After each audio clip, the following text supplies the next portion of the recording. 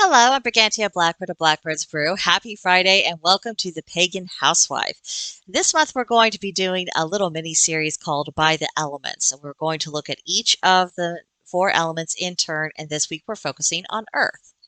Now, whatever form of paganism you practice, most likely you acknowledge the importance of the 4 physical elements and have an understanding of what they represent and how that form of energy impacts us. Now, over the next few weeks, we will be discussing how this can be applied to the home. And as mentioned, today we begin with the element of Earth.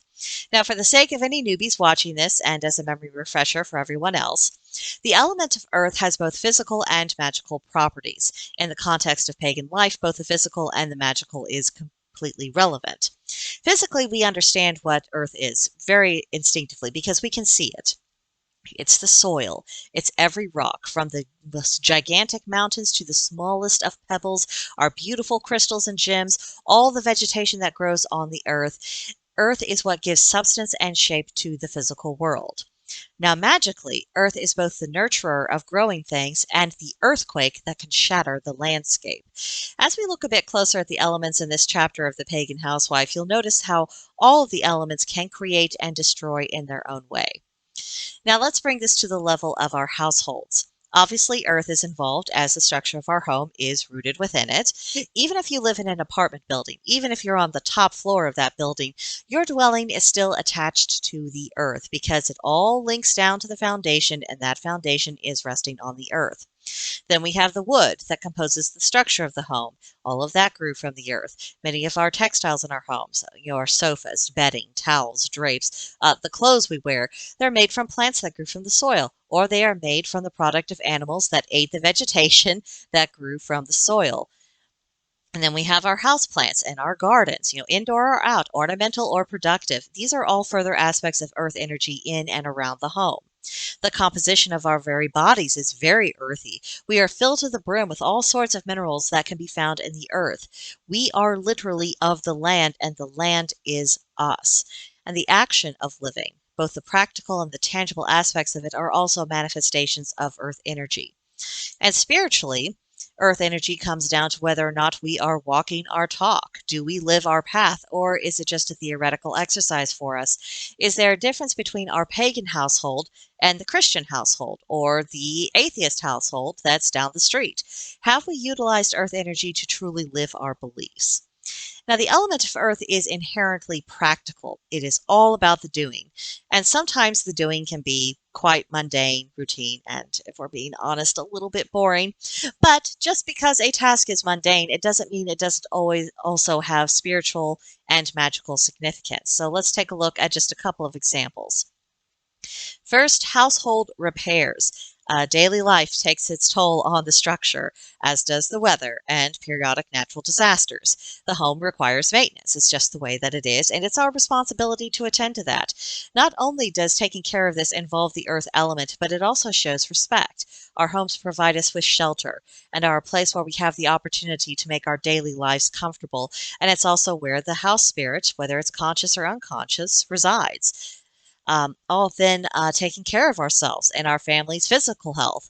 I'm a firm believer in integrated medicine and using the right tool for the right job.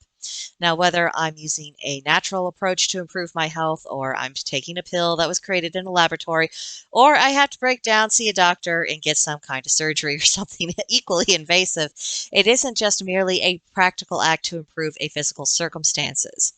We humans are a manifestation of the divine, just as everything else that exists is. So when we look after our health, it shows gratitude for the gift of life and our capacities as human beings.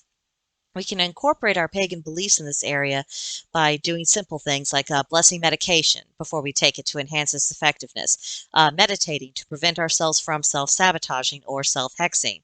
The mind-body connection is extremely strong, and if we convince ourselves that something won't help us heal, that actually disrupts the body's natural healing processes.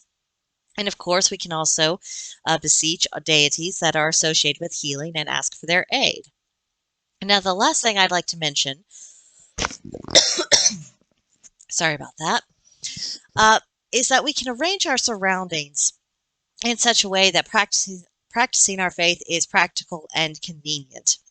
I have found that things in life, if it's practical and convenient, it's much more likely to get done. So, do we have our spot where we meditate? And is that spot removed enough from the hustle and bustle of the rest of the house that we can actually meditate successfully?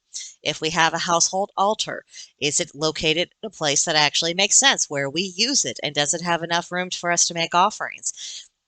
If we are utilizing magical protection around the home, are we maintaining that protection? Are we refreshing it as necessary?